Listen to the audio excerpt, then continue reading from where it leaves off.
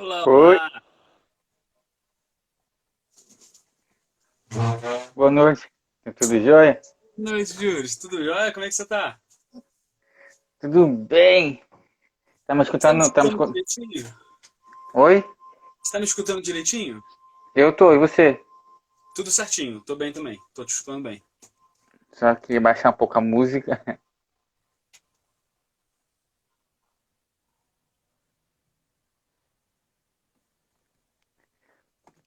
esperar um pouquinho as pessoas entrarem no Sim, Instagram. sim, um tempinho, né? Ó, e Yes. eu quero te agradecer já esse convite de novo, porque eu tô achando a sua proposta muito legal, assim. Eu consegui ver um pouquinho da live de sexta, eu acho, ou de sábado. Agora eu não sei. Eu não sei quando eu vi. Eu sei que eu vi depois que fica, 24 né? E horas aí acessível. sim, sim, é muito bacana assim, a maneira de. Porque é tanto campo que a gente consegue traçar de relação com outros saberes, né? Então acho que é uma proposta muito bacana, né? E para mim, pessoalmente, é muito motivador poder conversar, porque essa quarentena, para mim, a coisa mais difícil é a ausência de conversa. Bastante.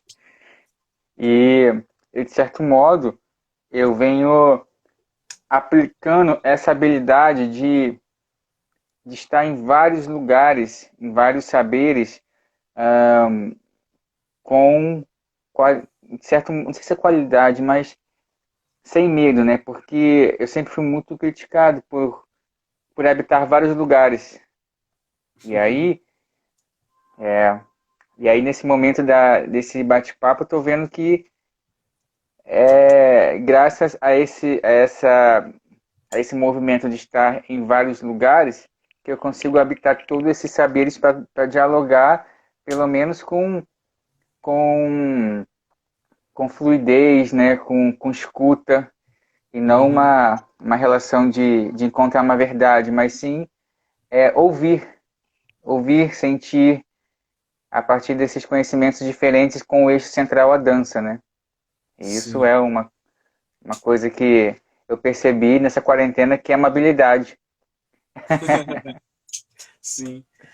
E a habilidade de poder fazer a escuta acontecer e também poder traçar essa relação, né? Porque nem sempre a gente consegue transitar nos espaços fazendo eles conversarem, né? Às vezes a gente só alterna de personalidade, né? E aí a gente vira várias caixinhas separadas, né? E na verdade conectar que é o grande barato, né? É uma Sim. habilidade mesmo. E aí eu tô ficando muito motivado, porque na verdade começou dia 30 de março com uma pretensão de ser apenas algo de apenas uma semana. Falei, não, vai ser uma semana e daí, ok. Mas aí foi crescendo ao ponto de que, ao ponto de eu não perceber mais que eu preciso parar, eu tenho que manter isso.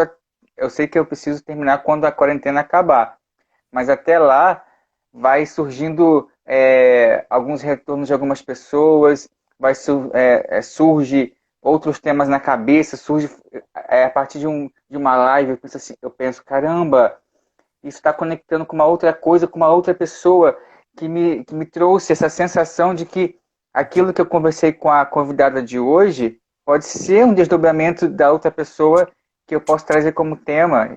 Então isso está assim, gerando mil coisas a partir de apenas de um bate-papo, aparece um monte de coisa na cabeça. Eu falei, caramba, é um momento muito criativo, assim, de muita potência, assim. Tô ficando bem feliz, muito feliz. A gente vai esperar mais 3 minutinhos só para o Instagram fazer esse processo dele, depois a gente começa oficialmente. Ah, é que ele vai notificando as pessoas, né? Exatamente. Aí só esperar mais um cadinho e essa questão da dança e arte marcial, né? Dança e Kung Fu, dança. Eu não sei se você conhece o Play Fight. Você conhece o Play Fight? Conheço, eu já quase participei de um workshop deles que teve no Rio, Uhum. mas acho que ele era na data de uma competição minha. Era uma coisa assim, muito. Eu não tava na cidade, assim, eu fiquei chateadíssimo, porque eu fiquei com muita vontade de conhecer. Mas você já teve experiência com eles? Sim, o Bruno Caverna, não é? Isso, isso. Nossa, foi uma experiência que eu queria ter prolongado por muito tempo, porque ele foi na ferida das minhas dificuldades quanto karateca, que Na ferida era é ótimo.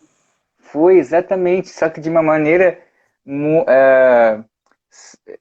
tipo sorrateira, sabe, ali por baixo, de repente, quando eu fui ver, eu já estava dentro da minha dificuldade e eu não tinha percebido o quanto ali no Play Fight eu poderia ampliar o meu campo de aprendizado, principalmente porque foi na minha dificuldade certeira dentro da arte marcial ali do karatê, e que nesse trabalho que o Bruno faz, né, que é dessa relação ali, que geralmente são duas pessoas, nossa, para mim foi formidável.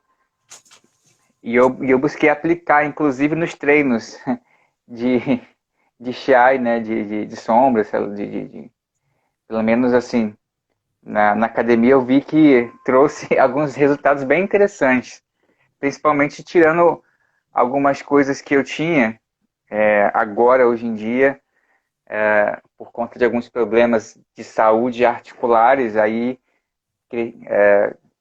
como é que fala?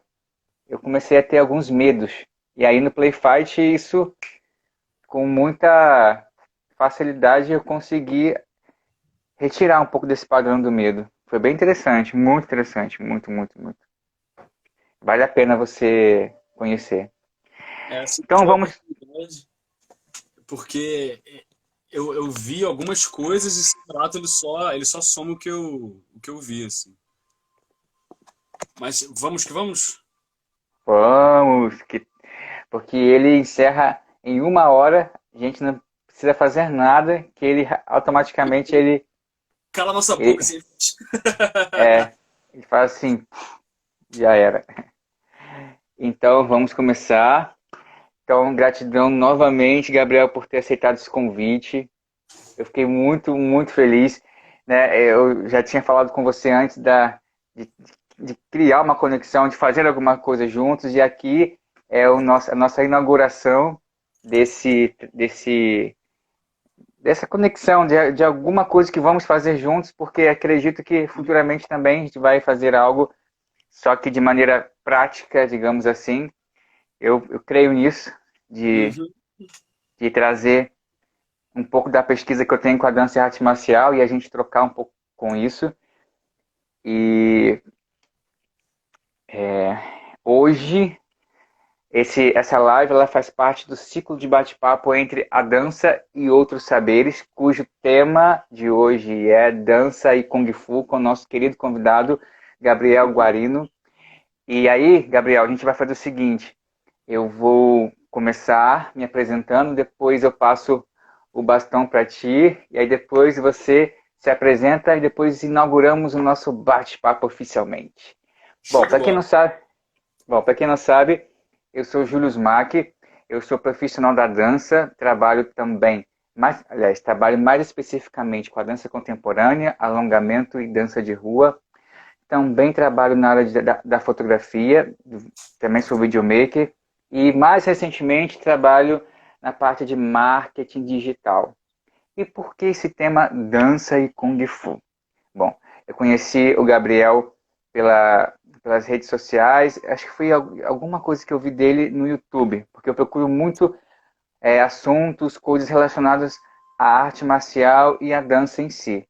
E aí eu fui vendo que ele tem um trabalho do Kung Fu, né, ele já é um artista marcial há muito tempo, e de repente ele, no caminho desse trajeto como, como artista marcial do Kung Fu, ele se enveredou pela dança. Então isso trouxe outras maneiras dele pensar o movimento, isso trouxe outras relações dele, inclusive, compartilhar seu conhecimento como professor de Kung Fu. Então, isso tudo faz com que a minha pesquisa com a dança e a arte marcial entrelace com os pensamentos que ele traz, com que ele vive e com o que foi transformado nesse período em que ele teve contato com a dança. Então, para mim é formidável vai ser, com certeza, esse vídeo vai ser um dos meus materiais de pesquisa que vai ficar ali, que eu depois vou revisitar, vou olhar de novo, porque está sendo uma grande honra conversar com ele aqui. E aí, para você. Ah, Yes! obrigado, obrigado. Eu te agradeço pelo convite, assim, porque acho que, como você falou, né, começar uma conexão de uma prática para a gente desenvolver, né? De alguma forma, essa quarentena maluca atrasou todos os nossos planos, né? Mas é bom que ele criou janelas para criar outros também, né? E fazer outras formas de troca possível. Como você falou, né? Eu sou artista marcial, né? Eu trabalho com a prática e o ensino de Kung Fu. E artista marcial é um nome que demorou para eu usar, assim, no sentido de me apropriar dele. Mas acho que hoje é o que descreve melhor o que eu faço, que é meio que trabalhar Sim. com o ensino, com a prática, mas também com a pesquisa, né, em termos da arte marcial, né? E pesquisa aqui tem um duplo caminho, né? Tanto a pesquisa do ponto de vista acadêmico, né? Porque hoje eu estou fazendo doutorado pesquisando o ensino de arte marcial também, então tem esse pés, mas também pesquisa no sentido que eu fui apresentado na dança também, né? Uma pesquisa no sentido de uma investigação de movimento, de uma proposta de criação também. Então, pesquisa aqui significa várias coisas, né? Às vezes eu falo pesquisa, a galera acha que é direto pesquisa acadêmica, mas nem é tanto assim, né, na verdade. E é isso, eu trabalho com Kung Fu, que a gente chama de Kung Fu tradicional, né? Então, é esse Kung Fu que tem a parte do treino de Kati, né? De Taolu, que seriam essas coreografias marciais. Ele tem o treino de luta também, e tem o treino que envolve Qigong, meditação, então é o mais amplo, né? E eu também tive um pedaço da minha carreira em que eu estava como atleta, especificamente de Taolu, né? Atleta de forma, que era o atleta de coreografia, vamos dizer assim, né? A gente se apresenta e tal, é avaliado. E foi nesse lugar que eu fui parar na dança, né? Foi nesse período, quer dizer. Quando eu estava atleta, né? Eu tinha acabado de ser campeão brasileiro, estava disputando vaga para ir para o campeonato, para conseguir para entrar na seleção e tal. E aí eu comecei a fazer aula de balé na época era balé e jazz. Depois eu comecei a fazer aula de dança contemporânea também. E aí Ah, foi um negócio assim, ó, sabe? Assim, e foi legal porque os 2 anos que eu fiquei competindo na seleção brasileira, eu tava dançando, né? E aí foi um momento foi muito legal porque foi um momento de um salto técnico meu no Kung Fu muito grande. E que eu confesso para você que eu não sei direito dizer se foi só porque eu tava como um atleta de alto rendimento. A dança estava muito atravessada também nesse caminho, né? Então, mais ou menos essa, acho que uma apresentação que faz sentido para agora. senão a gente vai acabar dando spoiler, né? Pois é. Eu também me segurei aqui assim, pô, se eu falar demais. Antes de começar aqui, vou dar um beijo para a Thelma, que foi uma das nossas convidadas aqui, cujo tema foi dança e sexualidade. Maravilhosa. Thelma, beijo! Então, eu acho que a gente pode já começar, né, falando sobre algumas questões que me atravessam, inclusive sobre a dança e no meu caso, né, esqueci de falar que eu pratico karatê, eu comecei o karatê em 99, mas efetivamente eu fiquei 10 anos como praticante mesmo de karatê, porque nesse tempo, até os dias de hoje, eu fiquei um período, às vezes ficava 6 meses sem ir, daqui a pouco eu ficava 3 meses indo na academia, então ao todo foram 10 anos como karateca efetivo. E aí, foi a minha primeira prática corporal, depois eu entrei na dança, depois me tornei profissional na dança, e aí eu me peguei sempre pensando, quando eu praticava karatê, eu sentia que estava dançando. E quando eu estava dançando, eu sentia que estava praticando karatê. Isso me deu uma grande confusão na cabeça, porque eu não sabia como explicar isso para as pessoas. E isso foi antes de eu entrar na universidade. Eu entrei na faculdade de dança na UFRJ em 2012. E aí, quando de fato eu peguei todo esse questionamento e trouxe para a universidade, que para mim ali era um laboratório de tudo que você questiona no mundo, você leva para ali, porque é ali que vai ser o caldeirão, depois você vai ver o que vai dar. E foi o que eu fiz. E aí, o que me trouxe como palavra que está em conexão entre a dança e o karatê, a arte marcial, movimento. Para mim, o movimento, ele me deixa livre de qualquer forma, de qualquer amarras que me deixa, inclusive, querendo que meu corpo vá seguir um padrão de uma forma que é dança, querendo que meu corpo vá seguir de uma forma, principalmente o meu questionamento com a dança. Com o karatê, isso é mais fluido, né? Eu me sinto karateca, e ou seja, tudo bem que eu sinto que eu estou dançando ali enquanto eu estou praticando karatê, mas isso passa. Mas na dança, isso ainda é uma questão, porque eu não consigo, eu falo para as pessoas, eu tenho isso, eu escrevo que eu sou profissional da dança, mas mesmo assim, intimamente eu não sinto que eu danço.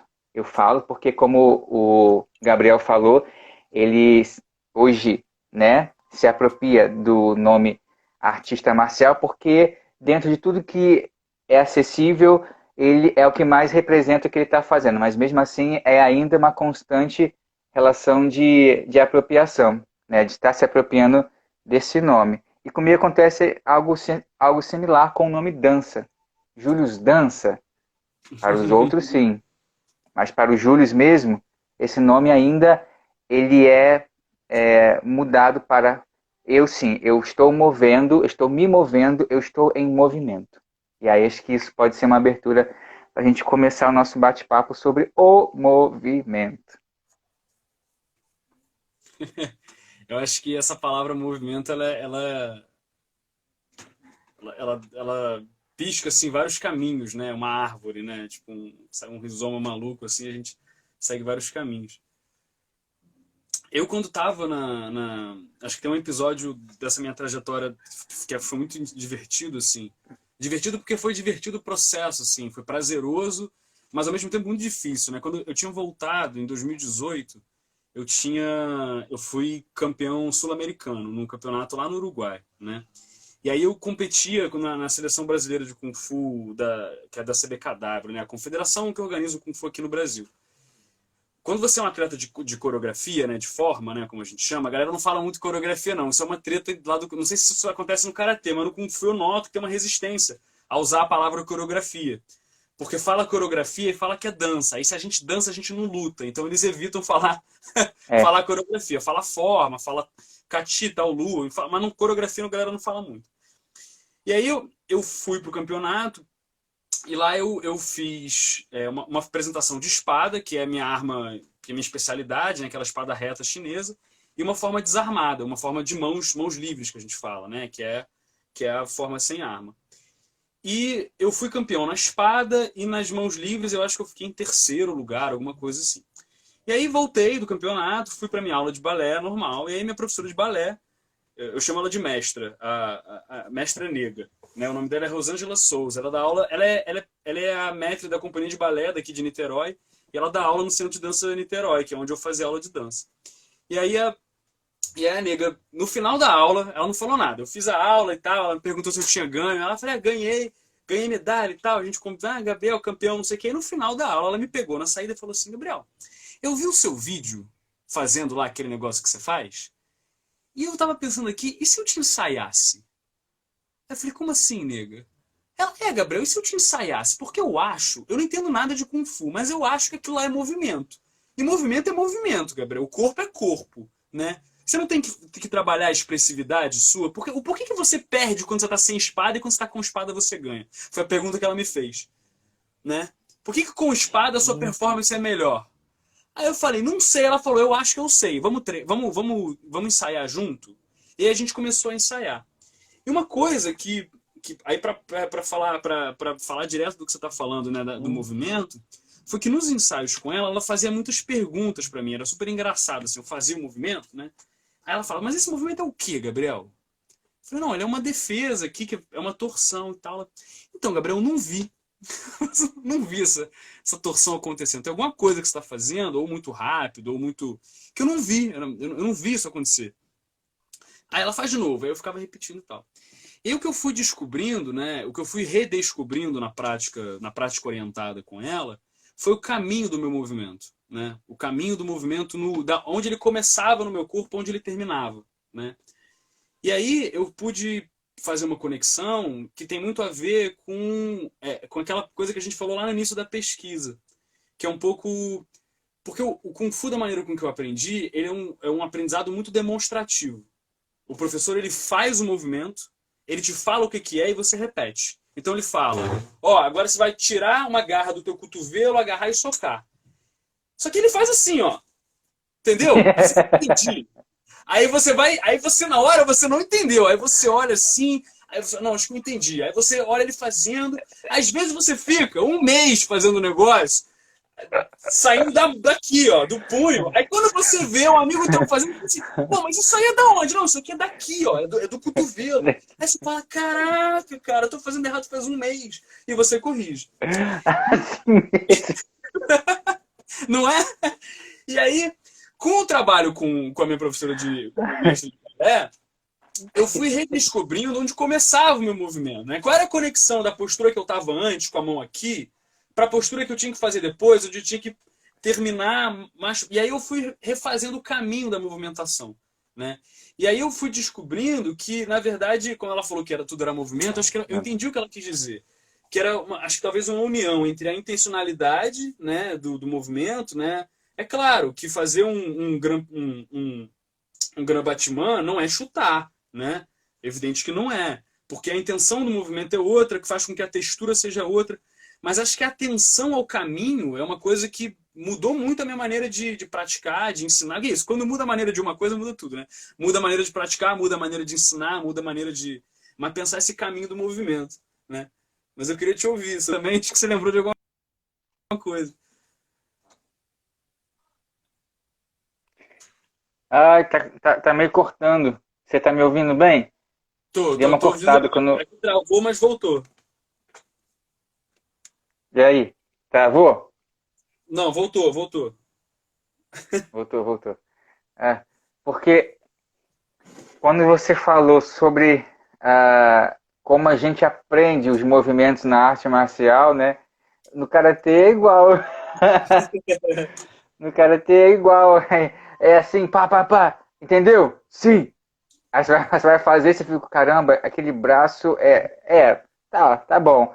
Aí quando você vai ver, tipo, não é daquele jeito, porque na verdade o fato de parar e responder e perguntar muito é uma coisa que não é tão cultural, pelo menos no karatê, de chegar assim, professor, a não ser que seja um curso muito que tenha ali algum tipo de abertura para que essas perguntas aconteçam com muita naturalidade. Eu nunca Sim. vi isso ser tão explicativo ao ponto de o professor falar, olha, o movimento vem daqui, de repente, vem do com a linguagem da dança, tipo, não tem essa detalhe, essas relações de articulação, de músculo, é mais na experiência do movimento, do olhar. Você olha, você percebe e faz. E aí, com o tempo, você vai repetindo, vai vendo Sim. que não é bem assim, depois você olha para o outro, você vê que pode ser de um outro jeito, de repente esse outro jeito você pode experimentar, e depois quando você vê, talvez seja isso mesmo. E aí, quando se fala do movimento, quando eu percebo o que beneficiou a dança como karateca, me auxiliou muito realmente nessa descoberta do movimento, nessa descoberta das mil possibilidades que um soco pode ter. O soco ele pode vir de baixo, ele pode vir de cima, ele pode ir numa trajetória, de repente ele pode ir para uma outra trajetória. A base, por exemplo, eu posso fazer travou, travou, travou, Voltou agora. voltou? Por exemplo, fazer um kata sentado num banco, como é que você focar mais do umbigo para cima, né, nos seus membros superiores, ao mesmo tempo não esquecendo os seus membros inferiores, porque você está sentado, você está numa base em que você fica ali mais no mesmo, praticamente no mesmo eixo, sem deslocamento, porém você está sentado. Como é que é você focar mais em cima, sem esquecer embaixo, e mantendo uma coluna, sabe? É, saudável, porque às vezes você está sentado, você pode dar uma pequena torção que pode comprometer a sua parte muscular, você ficar com uma dor ali e ficar aquela dor assim de que você não consegue nem virar, tipo um torcicolo assim na coluna. Então, e aí como é que é você trabalhar isso tudo de maneira consciente, essas transformações, mudanças de trajetória de movimento, como é que é você experimentar o mesmo movimento, só que num nível diferente, né? Porque você está ali em pé, praticamente, de repente você está sentado num banco, no nível médio, praticamente ali, sem deslocamento. Então, a dança me trouxe essas outras possibilidades que na arte marcial ela ainda assim tem um modelo, um padrão que a gente segue e repete muito, só que no karatê também eu aprendi que a repetição não é um problema, porque na dança, em alguns pensamentos da dança, eles acham que a repetição ela é um problema no sentido da mecanização do movimento. Só que no Uhum. karatê percebe que a repetição ela é uma maneira de você presentificar o seu movimento e ainda assim não é encontrar a perfeição, mas é a partir da repetição que você vai de certo se apropriar dele. Sim, sim, isso faz muito sentido. Faz muito sentido. É. Essa apropriação, né? Isso que você falou é importante porque eu sinto que também tem uma coisa a ver que não é exatamente sobre a técnica no sentido, não que a gente possa fazer essa distinção de maneira muito clara, mas o próprio espaço da arte marcial, ele não tem abertura para esse tipo de investigação. Se eu chegar na academia do meu Sifu, né, se for como a gente chama o sensei no Kung Fu, né, eu chego na academia do meu Sifu, imagina eu botar uma cadeira no meio da, da academia e falar, não, Sifu, eu estou fazendo a forma sem levantar para fazer um estudo aqui para entender como é que. Sabe, o Gabriel ficou maluco, o que está acontecendo? Claro, eu não tô propondo que a gente faça isso, porque, claro, o espaço tradicional da arte marcial ele tem seu funcionamento por vários Sim. motivos. Mas é interessante porque eu acho que é uma coisa que podia ser mais estimulada nos praticantes desde o nível mais básico da prática, que é ele poder investigar o próprio corpo. Acaba que a gente acaba Ah, fazendo isso só quando a gente já é avançado, né? Então, é claro que quando você já é faixa preta, pressupõe-se que você tem teu tempo de prática. Teu mestre ele não fica mais enchendo teu saco. Né? Se você vê teu mestre uma vez no mês, tá ok, porque ele sabe que você está treinando e que a tua prática está acontecendo. Só que antes de você chegar nesse nível da faixa preta, que também, quando você é faixa preta, significa que você é assim, você é muito bom em muita coisa, mas em muita coisa você já desenvolveu vários vícios, vários sim. hábitos, você já construiu um corpo a partir de uma prática. E aí você começar a experimentar esse corpo, que já está engessado em vários lugares, porque a tua prática é muito, muito a mesma coisa, não que seja impossível, né? Eu comecei a prática, eu já era faixa preta, já estava treinando, a prática dessa investigação, né? Mas antes eu nunca tinha pensado. Quando eu ia treinar sozinho, a única coisa que eu fazia era fazer a mesma coisa que eu fazia na academia. Repete, repete, repete, repete, repete. Sim. E essa experimentação que você está falando de você poder botar um banco, pensar em outros níveis, era uma coisa que nem no meu mapa mental nunca apareceu, né?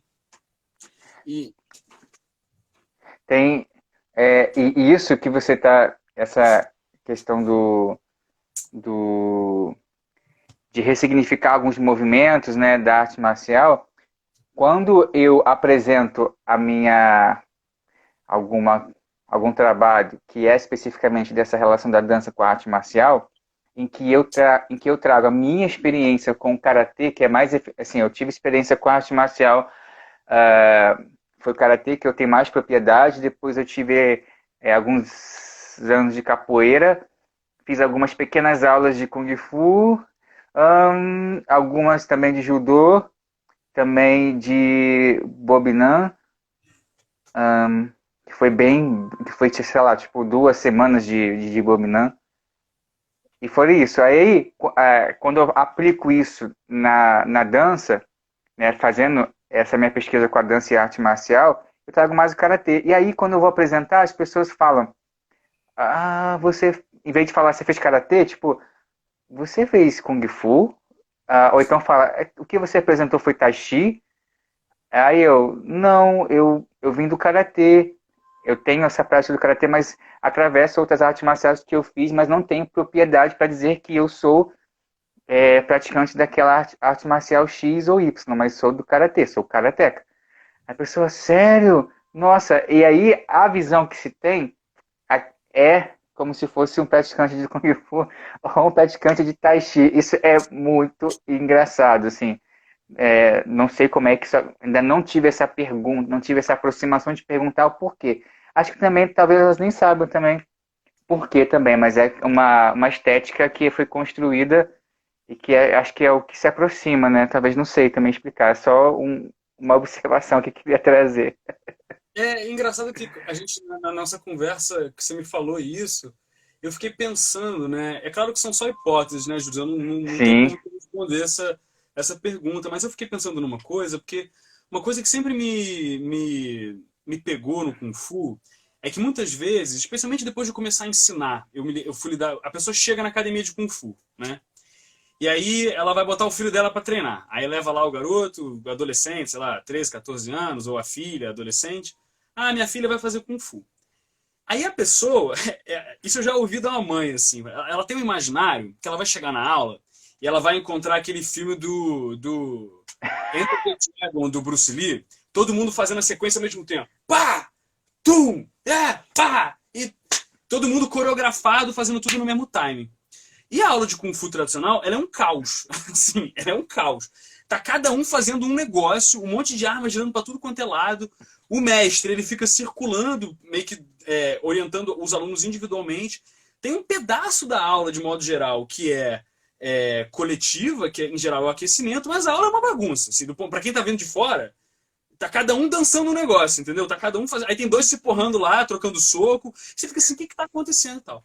E é interessante porque eu tenho um colega da seleção de Kung Fu, o Jerônimo Marana, e o Jerônimo, ele mantém um blog muito legal, assim, chamado, acho que o nome do blog acho que é o Educador Marcial, eu acho.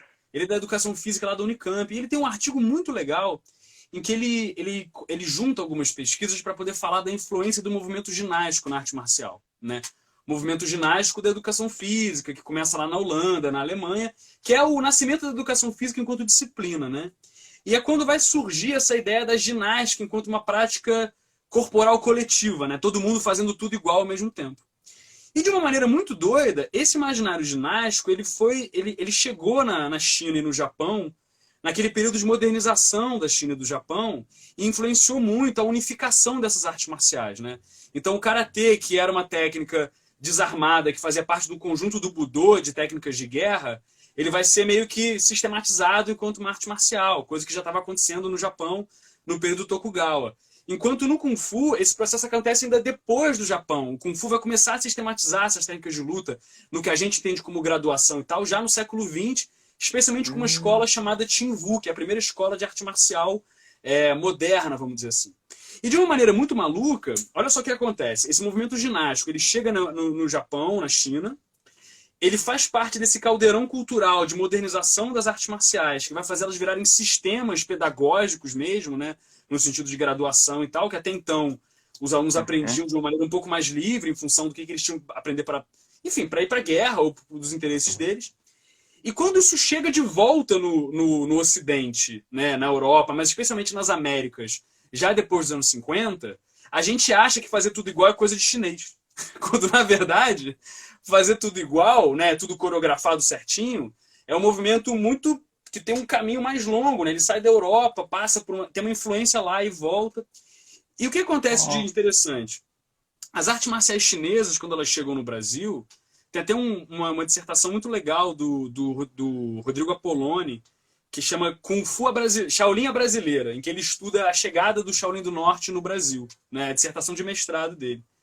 E aí ele vai mostrando como que o Kung Fu no Brasil ele chega numa diáspora asiática e tal, muito desorganizada, né? Então os mestres vêm individualmente, né? E meio que fugidos, primeiro fugidos do regime maoísta, vão parar em Hong Kong, em Taiwan, depois vêm. Enquanto o karatê e o judô, eles vêm já num outro momento posterior à unificação das artes marciais no próprio Japão. O karatê Shotokan, né, que é um dos estilos mais famosos, ele é apresentado para o imperador, né? Então ele se unifica dentro do Japão e depois sai do Japão. Enquanto o Kung Fu, a organização do Kung Fu enquanto arte marcial vai acontecer depois que ele já está espalhado no mundo todo. Então, essa volta toda que eu dei só para dizer o seguinte, né? Então, quando você pega o Kung Fu para você poder olhar, você vê que a gente não treina timing das coreografias. Cada aluno, cada praticante, ele faz a coreografia num tempo. Então você não tem, né? É muito difícil você ver. A galera treina hoje em dia para fazer em competição, mas na verdade, a minha mestra, a mestra do meu mestre, né? A minha Qigong, a minha avó no Kung Fu, ela fala que a forma, a coreografia é que nem a letra A. Cada um faz a sua, cada um escreve de um jeito, cada um faz de um tempo. Todo mundo Caraca. vê e sabe que é A, mas cada um escreve de um jeito. Enquanto eu vejo meus amigos que são do Karatê aqui de Niterói ou que são do Kendo, que eles treinam o timing da coreografia. Isso acontecia com Uhum. você lá, treinava o tempo, né? Como é que era isso? O tempo, ele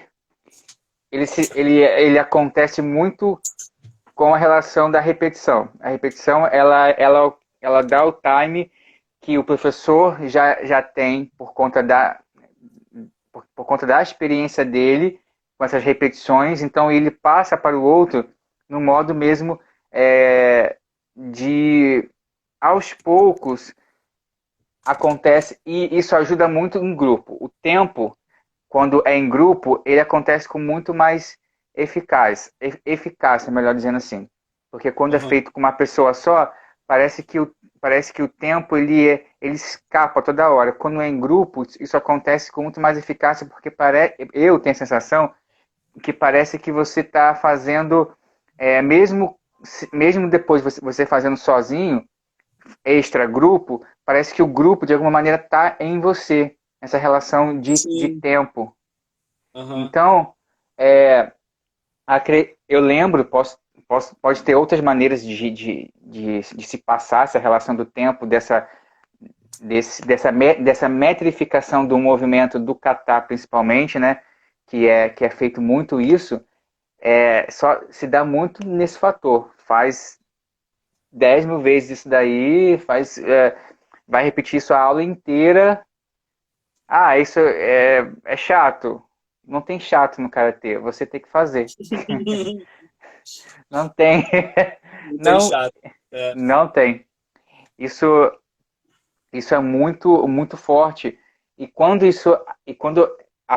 trago isso para a dança, é muito engraçado, porque a dança tem ainda muito esse lugar de pensar que é uma mecanização do movimento por conta justamente do balé, que tem uma repetição muito grande de movimento, uma busca por perfeição e a verticalidade do movimento que faz com que aquilo seja muito fora, aquilo seja extra cotidiano, né? Você não vai fazer aquilo no seu cotidiano, você não vai abaixar desse jeito, Sim. você não vai levantar o braço, né? Você não vai ficar toda hora com uma postura em que você não pode sequer levantar o seu ombro para alguma coisa, tem que manter sempre ele abaixado, não importa o que você fizer, tem que estar sempre aqui, tem sempre tudo encaixado.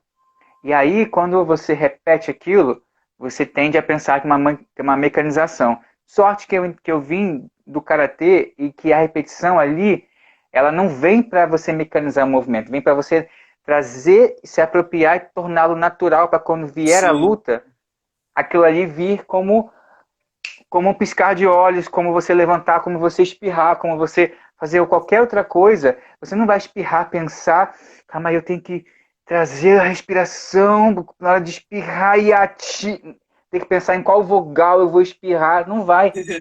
Sim. Você Sim. só espirra.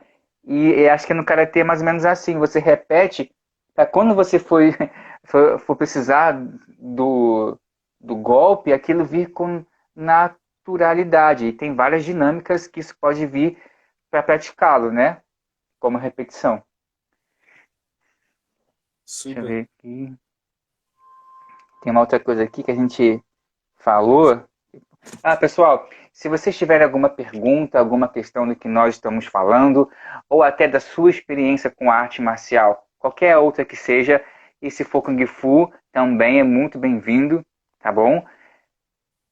A gente pode aqui. Isso aqui, na verdade, a gente está trazendo apontamentos, pistas para a gente bater um papo também, tá bom? Super. Mas tem uma coisa legal que você falou, Júlio, que eu queria recortar, que é sobre essa coisa da repetição, né?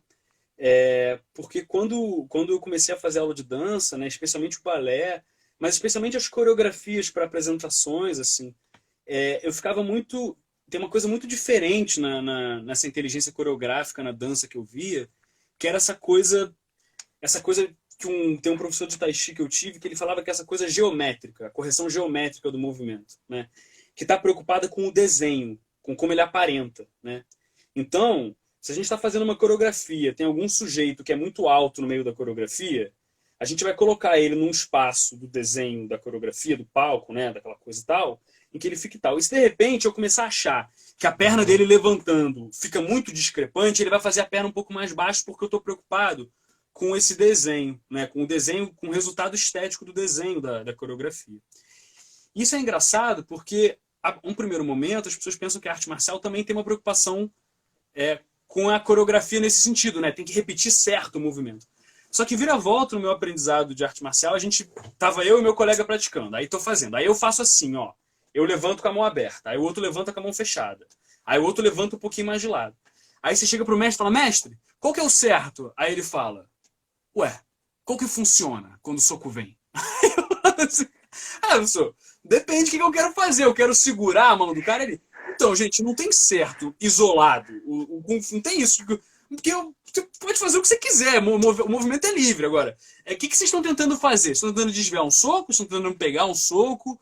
É desviar o soco para poder pegar e daí fazer uma torção? Então, tinha uma inteligência muito.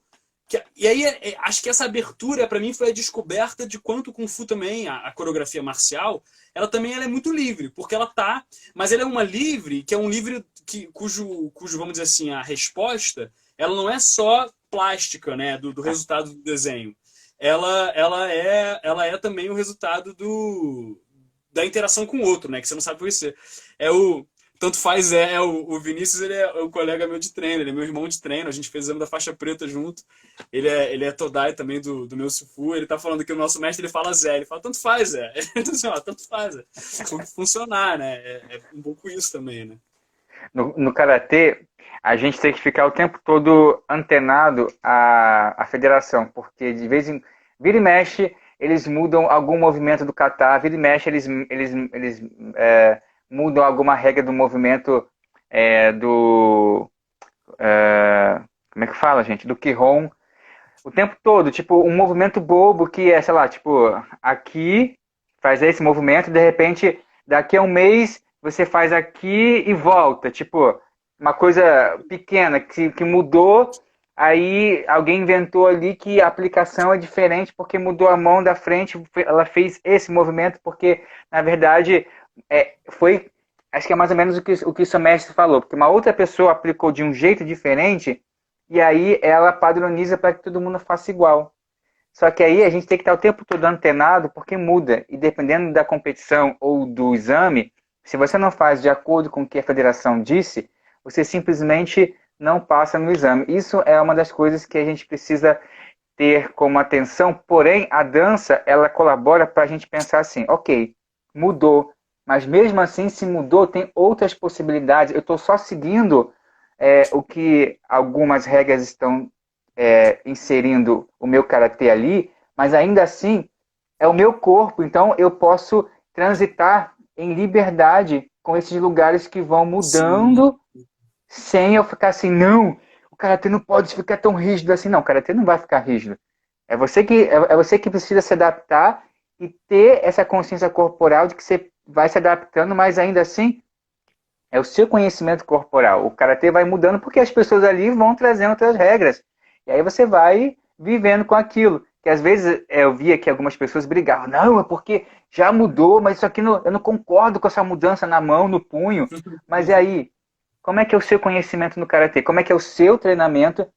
Porque alguém fez aquilo porque tem uma relação de hierarquia, tem uma sustentabilização do karatê ali, que é necessário alguém ter que fazer alguma administração Sim, sim. política.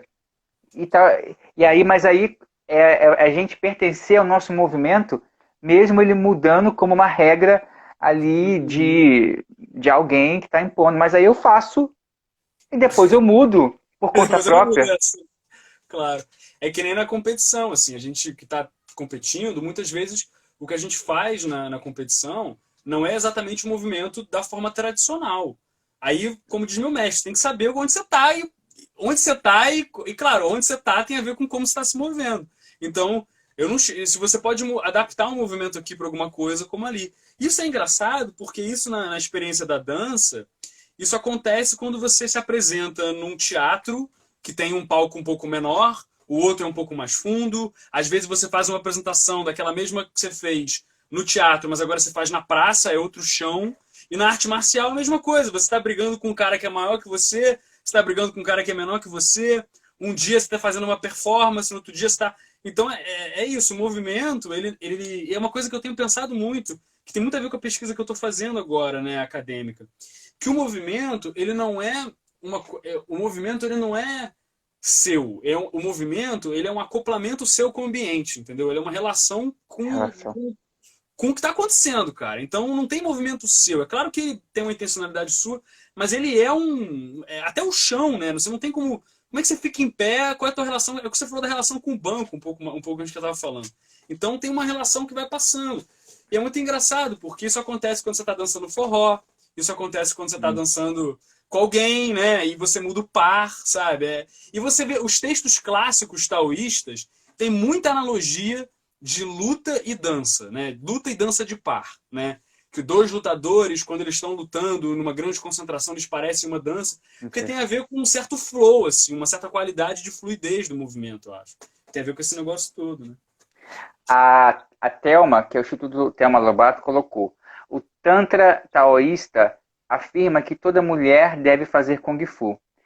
Estou anos procurando e não encontro. A Thelma é do Rio de Janeiro, ela mora, se eu não me engano, na Tijuca, né, Thelma? Já aí disse aí de onde você é. Para o Gabriel aí sugerir lugares para você fazer aula de Kung Fu. Gente, tem muito Kung Fu no Brasil. Sempre que alguém me fala assim, não tem Kung Fu, eu falo assim, olha, deve ter, só deve estar escondido. Porque Kung Fu tem um pouco isso, né? Às vezes é uma escolinha assim que o professor é uma linhagem super tradicional, mas o cara não está federado, o cara não está... O Kung Fu é meio desorganizado do ponto de vista, assim, hierárquico, assim. Então, às vezes você... Mas aí a gente pode descobrir, sabe? Você mora na Tijuca, a gente consegue Sim. descobrir. Tem uma galera bem tradicional na Tijuca de uma escola chamada... Acho que é Walum, eu não sei como pronuncia, mas é do Louva-a-Deus. Ela fica ali perto da Praça Afonso Pena. Ali eu não sei se é Tijuca ou se é Rio Comprido, mas assim, eu sou niteroense, então tem uma margem de erro aí. Mas a gente pode fazer essa pesquisa com calma, me manda uma mensagem depois no perfil que eu posso mapear e mandar.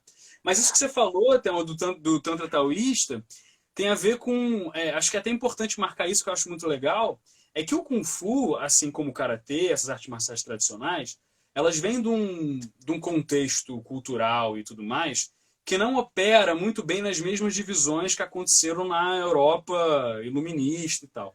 Então, o Kung Fu, o Karatê, elas são ao mesmo tempo práticas corporais de luta, mas elas também têm um quê de prática eu vou dizer espiritual para não dizer religiosa, porque o termo é complicado, mas ela tem um aspecto espiritual muito forte, mas ela também tem um aspecto performático, e a gente fala isso muito pouco também, né?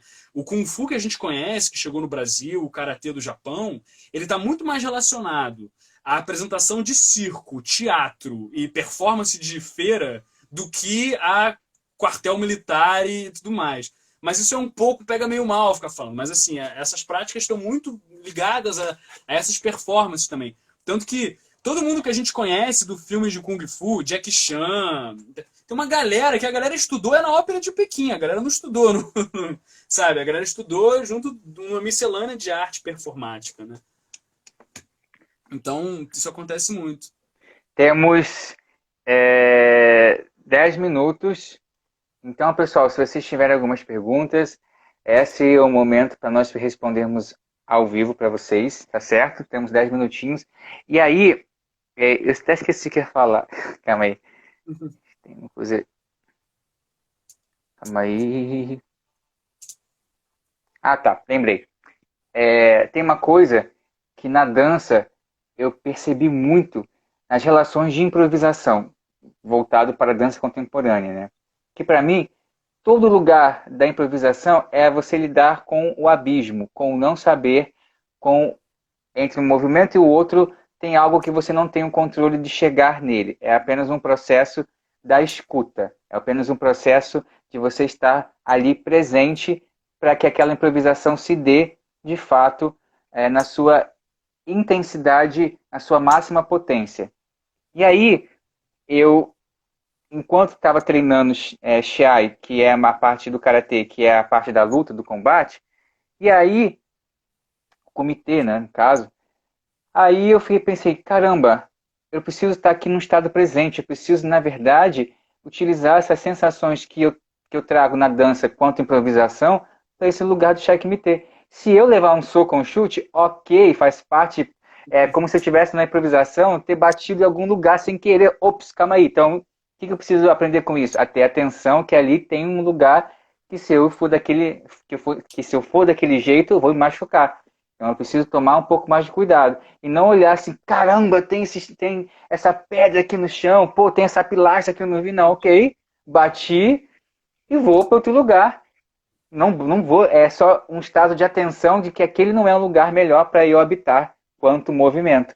E aí, eu trazendo isso em alguns treinos, eu percebi que ficava menos tenso na relação minha de caramba, eu levei um soco, caraca, de novo, errei essa porcaria, pô, caraca. Tornou algo mais flow, como você falou, né? Tipo, e ao mesmo tempo tornar aquilo presente e jogo. A improvisação também ela tem essa relação do jogo e o não saber, o abismo o tempo todo acontecendo e você se dando para o que tudo está acontecendo, o tempo, o espaço, o lugar, as suas emoções, como é que as coisas vêm, como é que você também propõe para o espaço. Isso para mim foi um aprendizado bem legal. Não, eu acho que esse aprendizado, Júlio, ele é muito. Eu acho que na luta ele acontece muito a partir da prática de luta, né? De luta quando eu digo o contato, né? No karatê, o comitê, né? A gente fala muito combate no Kung Fu, seja ele de sombra e tal.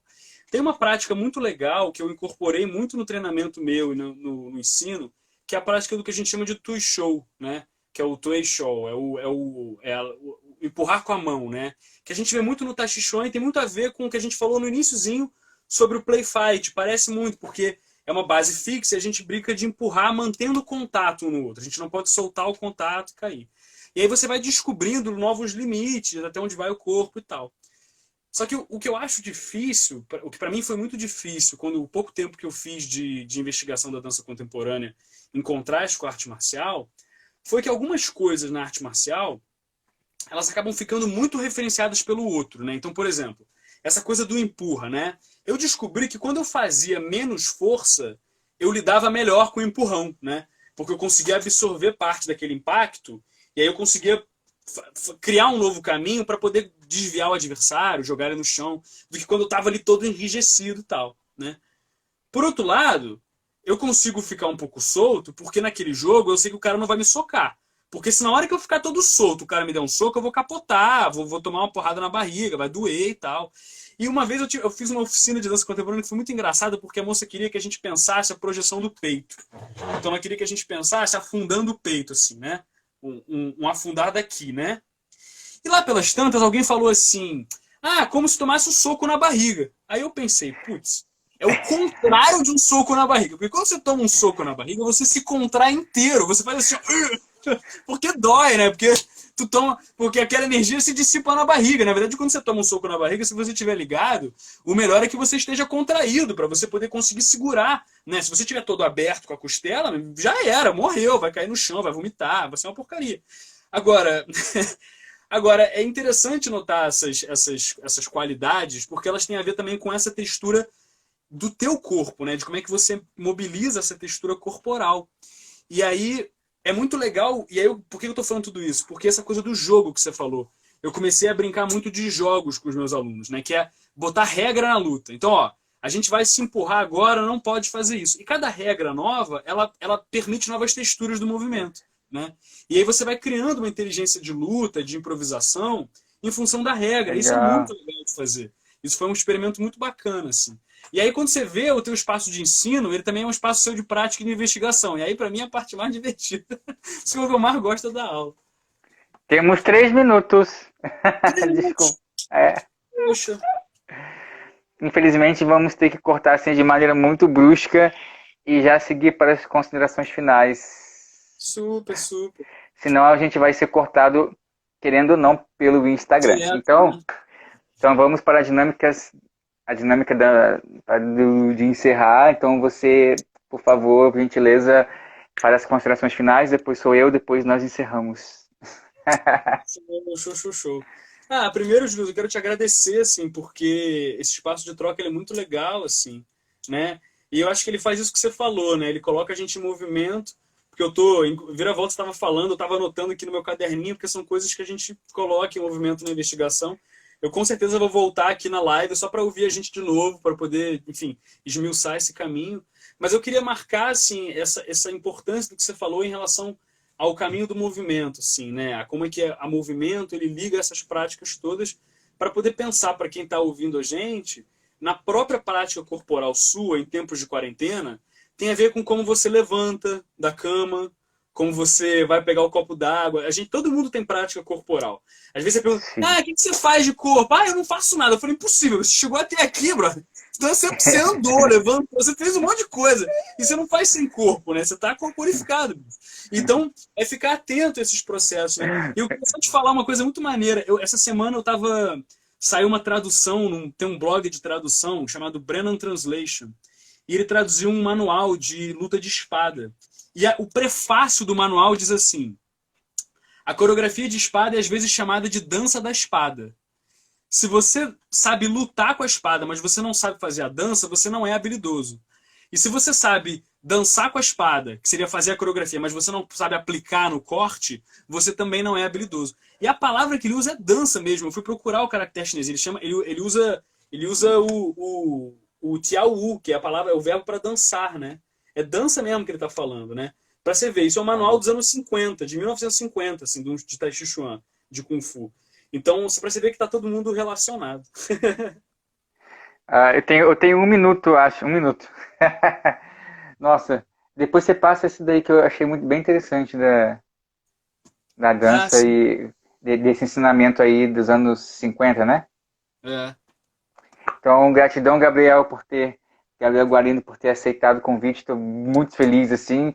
Ter que fazer uma finalização muito rápida, mas, de certo modo, é de todo carinho, todo coração aqui de agradecimento para você. Agradecimento também a todas as pessoas que estiveram aqui, aquelas que escreveram, aquelas que também não escreveram, porque para mim a presença não se faz apenas ali escrevendo. Tem outros caminhos para que a presença se faça.